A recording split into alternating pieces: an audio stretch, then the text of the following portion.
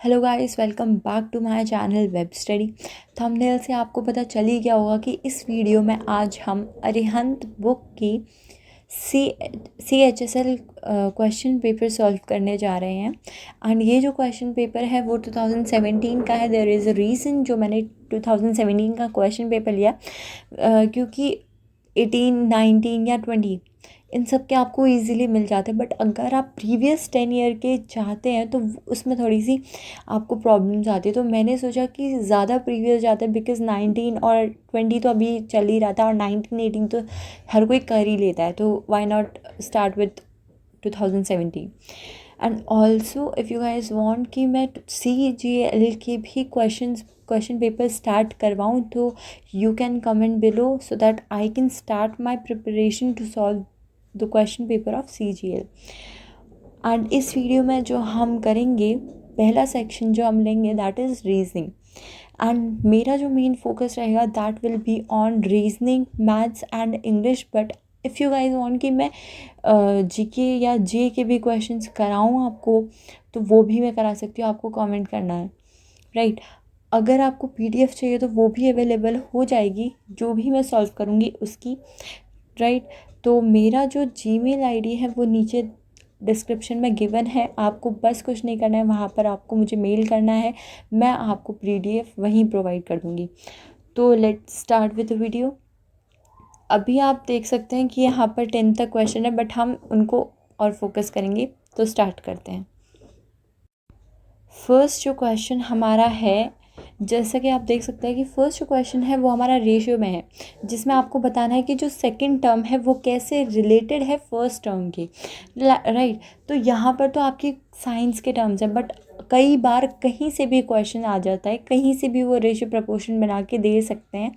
तो उसके लिए आपको बेसिक नॉलेज हर चीज़ की होनी ज़रूरी है, राइट। जैसे कि यहाँ पर साइंस से रिलेटेड पूछ लिया कि जो ओम है वो किसका है, रेजिस्टेंस का यूनिट है। सिमिलरली करंट का क्या होगा, तो ये तो हर किसी को पता होगा कि करंट का जो यूनिट होता है वो क्या होता है, एम्पियर, राइट। रेजिस्टेंस को हम किस में नापते हैं, ओम में, और करंट को हम किस में मेजर कर सकते हैं, एम्पियर में। तो इस क्वेश्चन में इतना कुछ था नहीं समझाने के लिए। मूव करते हैं नेक्स्ट क्वेश्चन में। नेक्स्ट क्वेश्चन, इस तरह के क्वेश्चंस आपको हर कहीं को सॉल्व करने के लिए मिल जाएंगे। इसमें आपको कुछ नहीं करना होता, आपको बस पैटर्न समझना होता है कि किस पैटर्न में आपसे बोला है, राइट। इस टाइप के क्वेश्चंस को एनालॉजी कहते हैं। तो अगर आपको एनालॉजी में कोई भी प्रॉब्लम है तो आपको क्या करना है, उसके लिए प्रैक्टिस करनी पड़ेगी, सो दैट आप हर पैटर्न को अच्छी तरह से समझने लगे, राइट। तो यहाँ पर ऑल्सो जो सबसे इम्पॉर्टेंट चीज़ है अल्फ़ाबेटिकल एनालॉजी को करने के लिए, that is to remember the numbers of that particular alphabet. जैसे कि आपको पता है A to Z कहाँ से कहाँ तक होता है, 1 to 26 तक होता है। तो आपको हर एक अल्फ़ाबेट का नंबर जानना is very important, because main जो पैटर्न आपका बनता है वो वहीं से बनता है। अब कैसे देखते हैं। अब आपको पता होना चाहिए U का नंबर क्या होता है, राइट। कौन से किस नंबर पे वो लाई करता है, नंबर मतलब किस नंबर पे वो लाई करता है।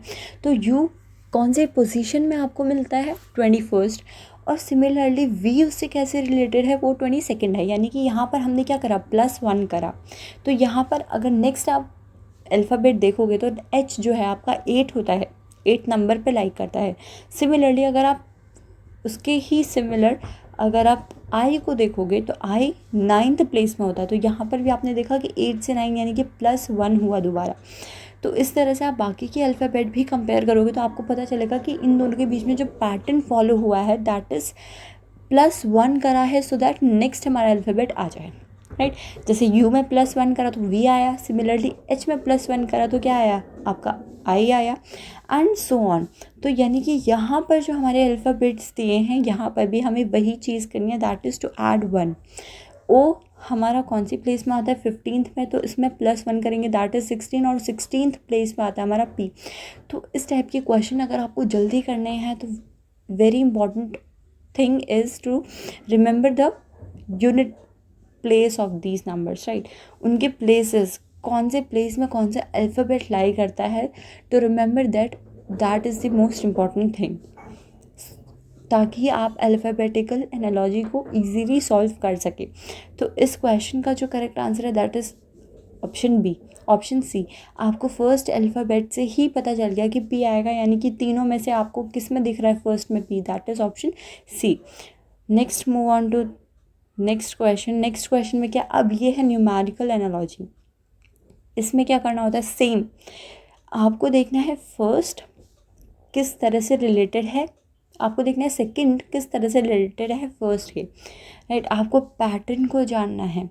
अब पैटर्न को जानने के लिए आपको नंबर्स की अच्छे से अंडरस्टैंडिंग होना बहुत ज़रूरी है, और वो आएगी सिर्फ प्रैक्टिस से, बिकॉज यहाँ पर कोई ट्रिक फॉलो नहीं होती है। जो एग्जामिनर है वो किसी भी पैटर्न में आपको एनालॉजी सेट करके दे देगा, आपको वो पैटर्न क्रैक करना होता है, राइट। तो यहाँ पर तो अगर आपको स्क्वायर्स 1 to 30 लर्न करना मस्ट है, क्यूब्स आपको 1 to 20 लर्न करना मस्ट है, ठीक है, इतना इनफ है। बट अगर कोई बच्चा चाहता है 1 to 50 लर्न करना, तो वो तो फिर आपके लिए और ज़्यादा बेनिफिशियल है। बट यहाँ पर अगर आप देखेंगे तो आपको पता चलेगा जो 64 होता है वो किसका स्क्वायर होता है, 8 का। एंड सिमिलरली 289 किसका स्क्वायर होता है, 17 का, राइट। तो यहाँ से आपको पता चल गया कि यहाँ पर क्या आएगा, 17 आएगा, विच इज़ ऑप्शन ए। अब will move on to next question. इसमें भी आपकी एनालॉजी है। See, analogy is very important part in reasoning, ठीक है। यहीं पर आपके मार्क्स कट सकते हैं और यहीं से आपके मार्क्स इंक्रीज हो सकते हैं। रीजनिंग में जो सबसे डिफ़िकल्ट जो पोर्शन बोला जाता है या जो डिफ़िकल्ट टॉपिक बोला जाता है दैट इज़ योर एनालॉजी, क्योंकि यहाँ पर इस एग्ज़ामिनर कभी कभी ईजी पैटर्न में सेट कर देगा आपके नंबर्स को या अल्फ़ाबेट्स को, या कभी कभी वो इस पैटर्न में सेट करेगा कि जो बच्चा है उसको क्रैक करना ही डिफ़िकल्ट हो जाएगा। अब वो आपके अंडरस्टैंडिंग में है, आप किस तरह से नंबर्स को अंडरस्टैंड करते हैं और कैसे पैटर्न निकालते हैं। तो इसके लिए आपको नंबर्स के साथ फेमिलियर होना बहुत इंपॉर्टेंट है। अब इसी क्वेश्चन को देख लो। इस क्वेश्चन में अगर इसको सॉल्व करना है तो आपके मन में सबसे पहले ये चीज़ क्लिक होगी कि भाई 13 का जो स्क्वायर होता है ना, वो समवेयर अराउंड इसी के आसपास होता है। वैसे तो इट इज़ 169, बट ये इसी के आसपास है, तो let's see the difference between the square और the actual number which is given है। तो जब आप डिफरेंस निकालोगे तो आपको समझ आ जाएगा कि जो डिफरेंस है दैट इज़ 13, विच मीन्स यहाँ पर एक पैटर्न बन रहा है विच इज़ दिस, यानी कि 13 square minus 30, this is a pattern, right. अब वही पैटर्न अगर आप यहाँ सेट करोगे, पहली चीज़ 17 का स्क्वायर पता होना चाहिए। जैसे आपको 17 का स्क्वायर पता है कि भाई 17 का स्क्वायर इज़ 289, तो उसमें से आप जैसे 17 माइनस करोगे आपको पता चल जाएगा the difference is what, 272, which is there in the option C. तो यहाँ से आपको पता चल गया भाई, जैसे ही आपका पैटर्न सेट होके ऑप्शन में दिख गया तो आपको समझ आ गया कि जो आपने सोचा है वही एग्जामिनर ने भी सोचा है। इसी पैटर्न पे आपका जो क्वेश्चन है वो फॉर्म हुआ है, राइट। तो यहाँ पर आपको पैटर्न जो है that is the most important to crack the pattern, right. Next question करते हैं। नेक्स्ट क्वेश्चन में क्या है, आपको बताना है which is the odd one out, यानी कि ये आपको ये क्या कहीं से भी आपको वो कोई भी 4 सेट बना के दे देगा और आपसे बोलेगा कि इनमें से ऑड को हटा दो, राइट। अब वो ऑड चीज़ आपका या तो इस तरह से होगा कि भाई कोई एक पर्टिकुलर टॉपिक पकड़ लिया, उसमें से 4 चीज़ दे दी, 3 चीज़ दे दी और एक चीज़ कहीं और से दे दी, या फिर वो अल्फ़ाबेटिकल उसमें भी कर सकता है कि भाई 3 जो है आपके सेम पैटर्न में बना दिए, एक डिफरेंट बना दिया, आपको वो चीज़ निकालना है, ठीक है। तो यहाँ पर तो ईजी था एक्सेप्ट सिडनी, बाकी सब जो हैं that are the capitals of particular country, right. Sydney किसी की कैपिटल नहीं है, so that's where the correct option is D. Next let's move on to next question. Next question में क्या है, सेम वही ऑड वन आउट। मैंने अभी बोला कि अल्फ़ाबेट में भी आपको वो दे सकता है सेट करके। अब यहाँ पर आप अगर एनालाइज करो तो ई जी दिया है, ई बी दिया है। सी, ये दोनों में ई कॉमन है, बाकी सब में अलग अलग है। तो आप देखोगे यहीं पर कुछ गड़बड़ है, इन दोनों में से एक ऑप्शन होगा, ये आपके माइंड में फटाफट से क्लिक हो जाएगा। चलो ठीक है, फाइन। अभी इसको साइड रखते हैं और देखते हैं कि पैटर्न किस पैटर्न में सेट करें। ई जी क्या है, आपको नंबर्स की नॉलेज होना वेरी इंपॉर्टेंट कि कौन सा अल्फ़ाबेट कौन से नंबर में लाई करता है। अब ई जो है वो 5 है और जी 7 है, यानी कि यहाँ से आपको पता चल गया कि +2 करा है, फाइन। नेक्स्ट अगर हम ई बी देखें तो ई 5 है, बी 2 है, यानी कि यहाँ पर क्या करा है -3, ओके फाइन। इन दोनों में से एक ही होगा, लेट्स सी। नेक्स्ट अगर हमने ऑप्शन सी देखा तो बी वाई देखा, बी इज़ 2, वाई इज़ 25, तो यहाँ पर क्या करा, हम बैक गए वापस और -3 करा, ओके। विच मीन्स यहीं पर आके आपको पता चल जाएगा कि option A is the odd, right, क्योंकि ये ऑप्शन भी वैसे ही होने वाला है। ऑब्वियस ही बात है, सी जो है वो 7 है और डी आपका माइनस, यानी कि पीछे जाना पड़ेगा, बिकॉज डी जो है आपका 4 है। ये चीज़ क्लियर है, तो यहाँ से पता चल गया कि ऑप्शन ए जो है वो करेक्ट है, वो ऑड वन है इनमें से, ठीक है। तो ये मैंने आपको स्टार्टिंग में ही देख के बता दिया था कि इन दोनों में से होगा, क्योंकि यहाँ पर जो आप देख सकते हो ना, ई दोनों की स्टार्टिंग में है, राइट। पहली चीज़, अगर एंड में होता है, एक की स्टार्टिंग एक की एंड, तो हम नहीं कह सकते थे कि इन दोनों में से एक होगा, बट दोनों की ही स्टार्टिंग में है, विच मीन जो चीज़ पैटर्न स्टार्ट हो रहा है वो दोनों में ई से स्टार्ट हो रहा है और अलग अलग पे एंड हो रहा है, राइट। तो ये चीज़ आपके अंडरस्टैंडिंग में है कि आप कितना अंडरस्टैंड करते हो पैटर्न को। नेक्स्ट देखते हैं यहाँ पर भी ऑड वन। अब देखो आपको नंबर्स में भी निकाल के दे दिया कि नंबर्स में भी पूछा जा सकता है। तो आपको सबसे पहली जो चीज़ करनी होगी that is sum of the all digits, ठीक है। सम करके देख लो, अगर यहाँ पर कुछ समझ नहीं आता है तो कोई नए स्टेप में जाओ, विच इज़ पहले के 2 डिजिट माइनस लास्ट के 2 डिजिट, या फिर प्लस करके देख लो अगर माइनस भी नहीं हो रहा, दैट्स अप टू यू, ठीक है। आपकी अंडरस्टैंडिंग में आपको देख के ही समझ आ रहा है कि भाई जो स्टार्टिंग के 2 नंबर्स बन रहे हैं और एंड के हैं उनमें कोई एक पर्टिकुलर पैटर्न फॉलो हो रहा है या नहीं।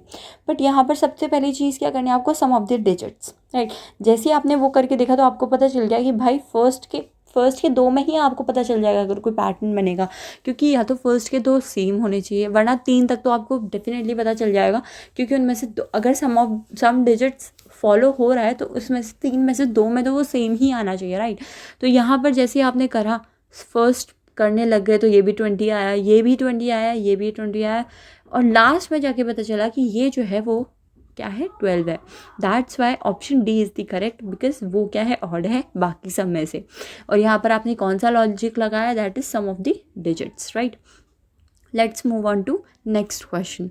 नेक्स्ट क्वेश्चन में क्या है, वही चीज़, ऑड वन आउट।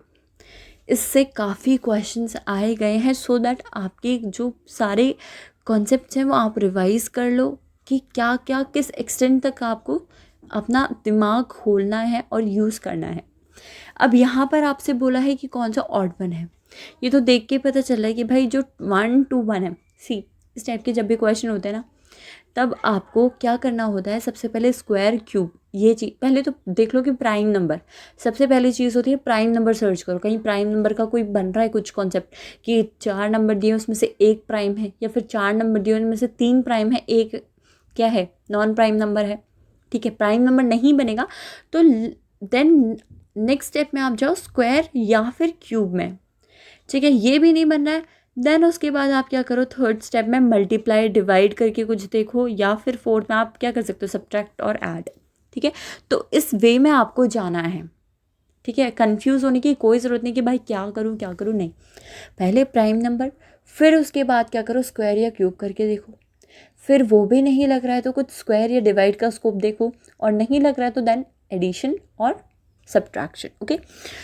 तो यहाँ पर जब आप गए, इसमें देखा प्राइम का कोई सीन नहीं दिख रहा है, बट जो डी है ना आपका, ये क्या दिख रहा है आपको कि 11 का क्या है, क्यूब है, सॉरी स्क्वायर है, और ये सब नंबर्स नहीं है, राइट। तो यहाँ से आपको क्या पता चल गया कि जो डी है that is the correct option, because अगर आप ध्यान से देखो तो बाकी के जो 3 नंबर्स हैं, these 3 numbers are a prime number, right. These 3 are what, prime numbers, except 121, और साथ साथ वो वाला भी लॉजिक लगा कि स्क्वायर भी है, राइट।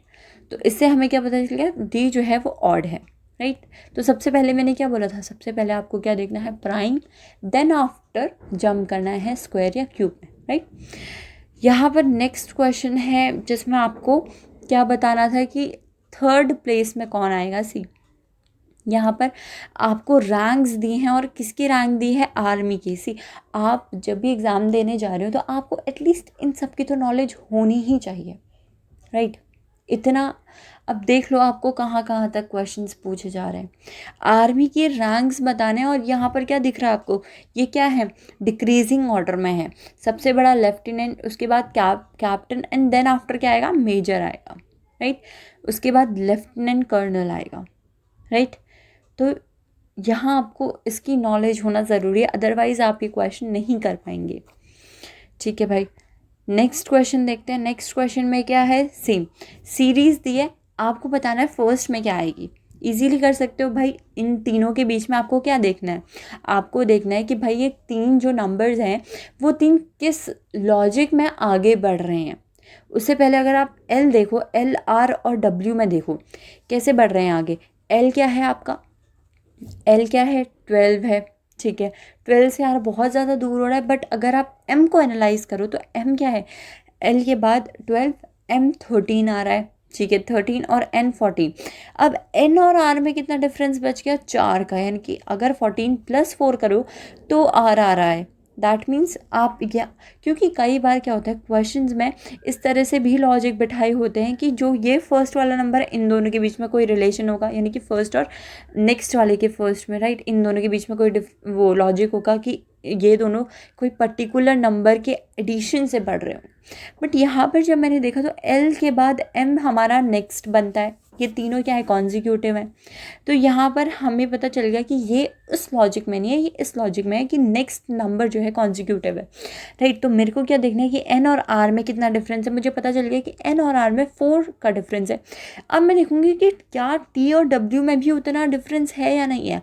बट यहाँ पर पता चला कि मेरे को टी जो है that is 20, whereas W is what 23, यानी कि यहाँ पर मेरा डिफरेंस 1 से कम हो गया। पहले 4 था बट अब क्या हो गया, वो 3 हो गया। तो मैं यहाँ पर क्या करूँगी, एक ऐड कर दूँगी, क्योंकि क्या हो रहा है, एक एक से कम होते जा रहा है ना, तो मुझे पीछे जाना है, तो मुझे एक ऐड करना पड़ेगा। तो दैट विल बी वॉट 12 में अगर मैं क्या करूँगी, 5 को ऐड नहीं सब्ट्रैक्ट करूँगी, 5 को क्या करूँगी, सब्ट्रैक्ट, क्योंकि 5 ऐड करके मेरा एल बनेगा, राइट। तो क्या आएगा, मेरा 7 आएगा।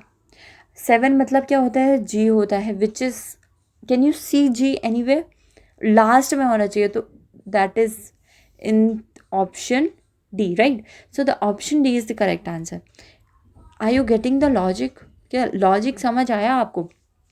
मेरे को कुछ नहीं करना है, मेरे को बस आपका फर्स्ट नंबर को मैंने देखते गए, मैंने पहले देखा फर्स्ट, और फर्स्ट में कोई कनेक्शन बैठ रहा है नहीं दिखा, पर मुझे ये पता चला कि एल के बाद आता है एम और एन के बाद आता है एन, तीनों कॉन्जिक्यूटिव नंबर है। तो मैंने देखा एन और आर में कितना डिफरेंस है, मुझे पता चला 4 डिफरेंस है। तो पॉसिबिलिटी क्या है, क्या नेक्स्ट मतलब अगले वाले का लास्ट नंबर और नेक्स्ट वाले का फर्स्ट नंबर में 4 का डिफरेंस है। तो मैंने वो नेक्स्ट से टेस्ट करके देखा।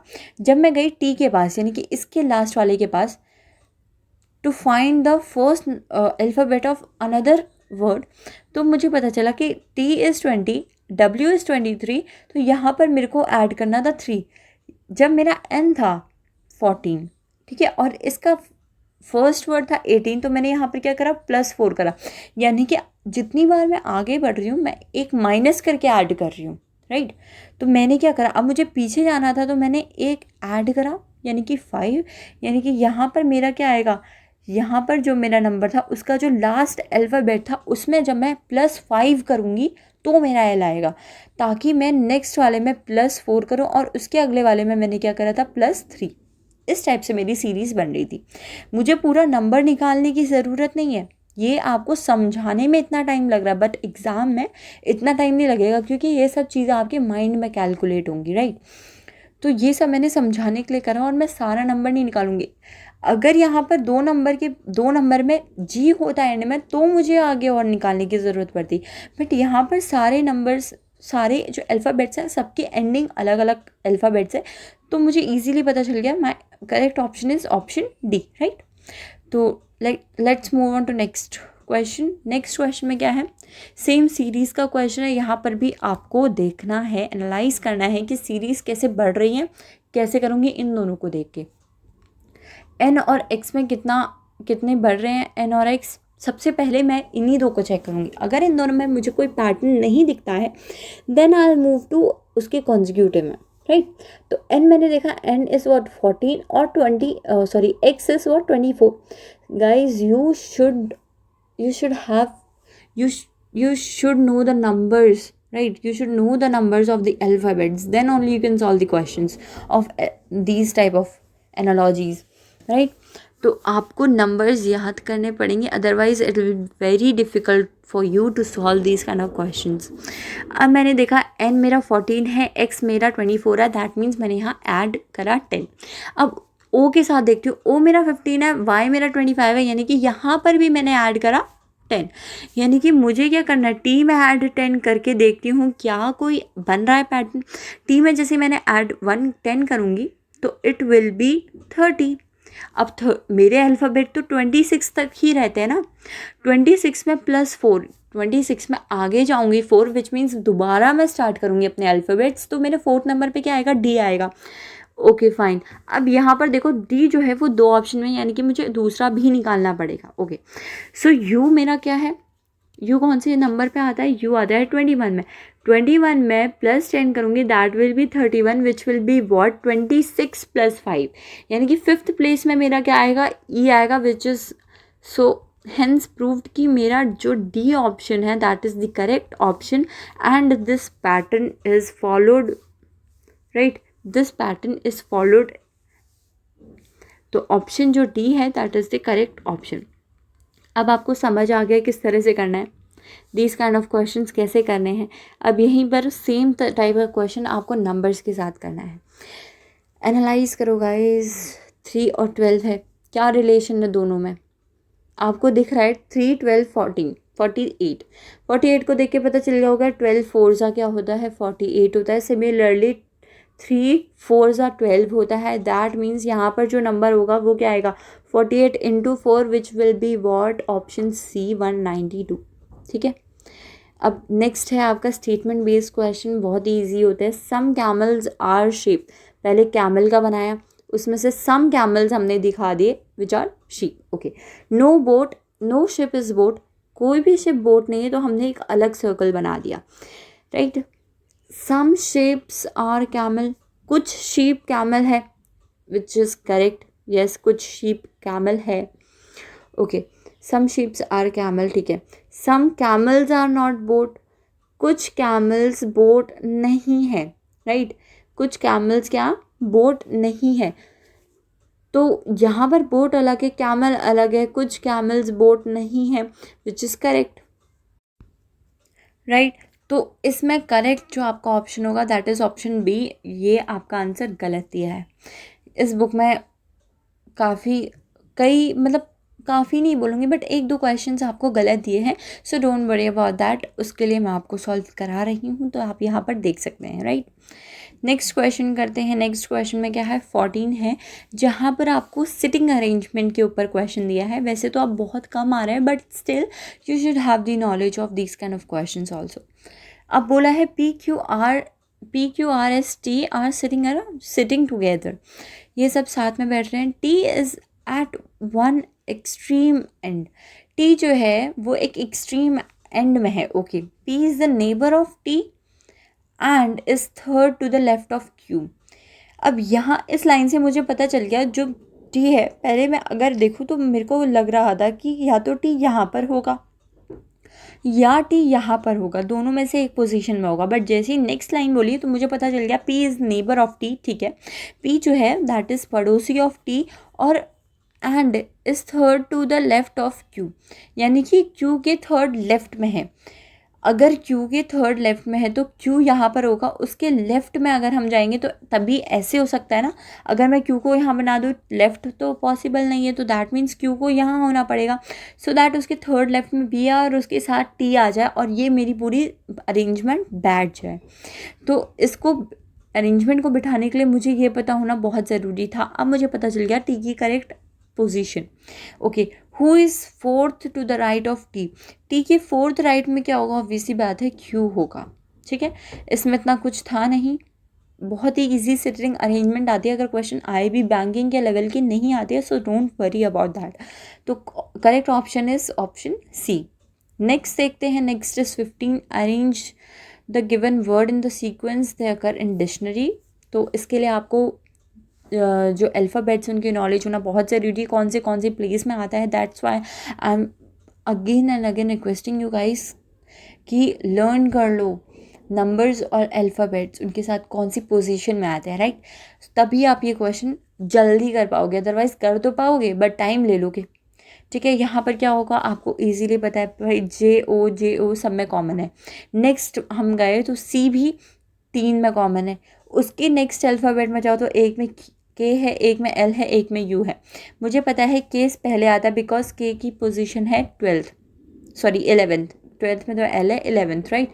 तो पता चल गया कि सेकंड आएगा पहले, तो ऑप्शन में देखूंगी कौन से में है, 2 ऑप्शन में है। अब दोनों में थर्ड कॉमन है, यानी कि अब मुझे देखना है 4 और फर्स्ट में से कौन सा है। इस टाइप से आपको करने पड़ते हैं क्वेश्चन। अब आप थोड़ी एक एक करके ठीक है ये फर्स्ट हो गया, ये सेकंड हो गया, नहीं ऐसे नहीं करना है। अब आपको पता चल गया ना आपका फर्स्ट कौन आएगा, तो अब देखो कहाँ कौन से ऑप्शन में फर्स्ट मतलब सेकंड दिया है। मुझे पता चला कि 2 ऑप्शन में दिया, अगर एक में दिया होता तो डायरेक्टली मैं टिक कर देती एक को, राइट। बट 2 में दिया है तो मैं देखूंगी 2 में क्या कॉमन और दिए हैं। अब मुझे पता चला थर्ड दोनों में दे रखा है सिंह, तो अब मुझे पता चलेगा कि फोर्थ और फर्स्ट को देख के कौन सा पहले आता है कि मेरा इन दोनों में से ऑप्शन करेक्ट कौन सा है, राइट। फोर्थ को देखा जिसके फोर्थ प्लेस में यू है, और फर्स्ट को देखा जिसके थर्ड प्लेस में क्या है, ई है, राइट। बट बिफोर दैट इनके के और सी भी अलग अलग है।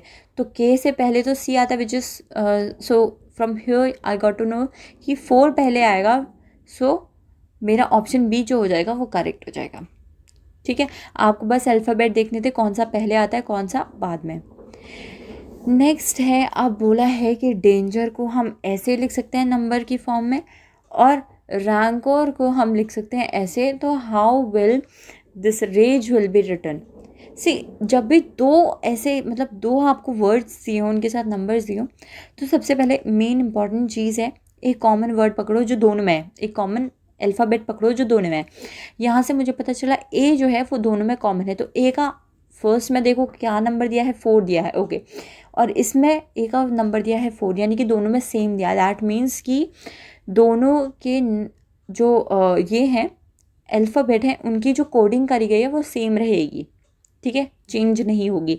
अगर आपको दोबारा चेक करना है तो और एक देख लो, एन देखा, एन का यहाँ पर नंबर 5 दिया, और सिमिलरली इसमें भी आपके एन में 5 दिया है। तो अब आपको कुछ नहीं करना है। आर देखो, आर की कौन सी नंबरिंग है, 7 है, तो ठीक है भाई 7। उसके बाद मैंने देखा ए की कौन सी है, ए की क्या है, 4 है, 7 4। अब ये दोनों तो एलिमिनेट हो गए, बचे ये और ये। नेक्स्ट क्या है, जी है, जी का क्या दिया है, जी का दिया है 5, ओके 5 नहीं, एक मिनट, जी का क्या दिया है नंबर, जी का दिया है 2, ओके जी का 2 दिया है, तो ऑप्शन सी करेक्ट है। यहाँ से पता चल गया। इस टाइप के क्वेश्चंस बहुत इजी होते हैं, हमें बस देख के सर्च करना होता है, वो सर्चिंग में जो टाइम जाता है वही टाइम जाता है, दैट्स इट। अब हमें बताना है कि ऑड वन आउट इनमें से कौन सा ऑड नंबर है। मैंने क्या बोला, जब भी इस टाइप के क्वेश्चन आएंगे सबसे पहले चेक करो प्राइम नंबर तो नहीं है, कोई प्राइम नंबर से पैटर्न तो नहीं बनाया। तो मुझे पता चला 19 is a prime number, 1 is a prime number and 13 is a prime number, but 21 is not a prime number. So odd one out में हमारा 21 निकला, so correct answer will be 21. Okay. Next question is question 18, जिसमें बोला है K means minus, L means divide, M means plus and D means multiply. अब आपको इसमें वही पुट करना है जिसका जो मतलब दिया है, उसके बाद आपकी एक इक्वेशन बन जाएगी विच विल बी लाइक दिस। उसके बाद आपको सॉल्व करनी है, बोर्ड मास रूल सभी को पता होगा और वही फॉलो करना, पहले ब्रैकेट ऑफ, राइट, उसके बाद divide, then after multiply, add and subtraction, ठीक है। पहले अपनी मर्ज़ी से कोई भी मत करना, इसको सॉल्व करना कुछ ज़्यादा बड़ा चीज़ नहीं है। Correct answer will be option C. Next is आपको बताना है कि ये डैश के बदले क्या होगा। दीज टाइप के questions I feel little interesting because यहाँ पर आपको पैटर्न एनालाइज करना पड़ता है, राइट। अगर आप पैटर्न को देखो तो वही आपको मेन यहाँ पर ढूंढना होता है कि क्या पैटर्न फॉलो किया गया है। तो जहाँ पर ज़्यादा आपको अल्फ़ाबेट्स दिखे वहीं पर आप अपना दिमाग लगाने की कोशिश करो। आर आर और क्यू, यानी कि आर से पहले क्या है, क्यू है, तो यहाँ पर मेरा आर है, तो मैं इससे पहले क्या करूँगी, क्यू करूँगी। दैट मीन्स मेरा फर्स्ट जो अल्फ़ाबेट है दैट विल बी क्यू। अब क्यू तो सभी में है, ठीक है भाई, fine, leave Q R. R के बाद आर है, आर के बाद वापस से क्या है, आर है, तो मैं यहाँ पर भी आर लगा दूँगी। सेकेंड अल्फ़ाबेट मेरा आर बन गया, जिससे मेरे दो एलिमिनेट हो गए, ये और ये बचे, ये दोनों। यहाँ से मुझे पता चला थर्ड अल्फ़ाबेट मेरा पी होगा, बिकॉज दोनों में कॉमन है, राइट। थर्ड अल्फ़ाबेट मेरा पी होगा। जैसे ही मैंने पी को सेट करा तो मेरा जो है एक पैटर्न बन गया, which is P Q R R S, फिर पी क्यू आर आर और last will be S, right. तो option B will be the correct. इसको करने का क्या ट्रिक था, जहाँ पर ज़्यादा अल्फ़ाबेट्स के गुच्छे दिखेंगे ना, उसको एनालाइज करो और फिर उसको ही बाकी में लगाने की कोशिश करो, दैट्स इट। आपका अपने आप पैटर्न बन जाएगा, आपको सोचने की ज़रूरत नहीं पड़ेगी। नेक्स्ट क्वेश्चन है, इस टाइप के क्वेश्चंस भी ट्रिकी होते हैं, जहाँ पर आपको पैटर्न ढूंढना पड़ता है। सी, या तो आपका पैटर्न इस तरह से बनेगा या आपका पैटर्न इस तरह से बनेगा, दो ही तरह से बनेगा। पहले मैं हमेशा इस तरह से ट्राई करती हूँ। अब देखो इन तीनों को, ये तीनों छोटे छोटे हैं, सबसे बड़ा ये है, ठीक है, मैंने पहले एनालाइज करा, ठीक है। वरना हर बार आपका ना आंसर यहीं पर आएगा, या तो यहाँ पर आएगा, बीच में भी आ सकता है, वो आपकी अपनी अंडरस्टैंडिंग के ऊपर आप किस तरह से सॉल्व करते हो। मैं कैसे भी करके ना 11 बनाने की कोशिश करती हूँ। तो मैंने क्या करा, मैंने करा पहले 9 को इससे ऐड करके देखा, फिर माइनस करके देखा, तो 11 मेरा नहीं बन रहा था, बिकॉज वो छोटा हो जा रहा था, राइट। अगर मैं 9 + 7 करती हूँ, ये बहुत जल्दी एनालाइज हो जाएगा अगर आप नंबर से फेमिलियर हो जाओगे। सी 9 + 7 दैट विल बी वॉट 16, और 16 में से -5 करूँ तो मेरा 11 आ रहा है, यानी कि ये चीज़ मेरी यहाँ फॉलो हो रही है। मैं यही चीज़ यहाँ लगा के देखती हूँ। तो मैंने क्या करा, 6 + 4 करा, विच इज़ 10, एंड 10 में से मैंने 8 माइनस करा, तो मेरा रिजल्ट क्या आया, 2 आया। अब वही चीज़ मैं यहाँ करूँगी, मुझे 8 से कुछ प्लस करना है, सो दैट जो रिजल्ट आए उससे मैं 4 माइनस करूँ तो मेरा 7 आए।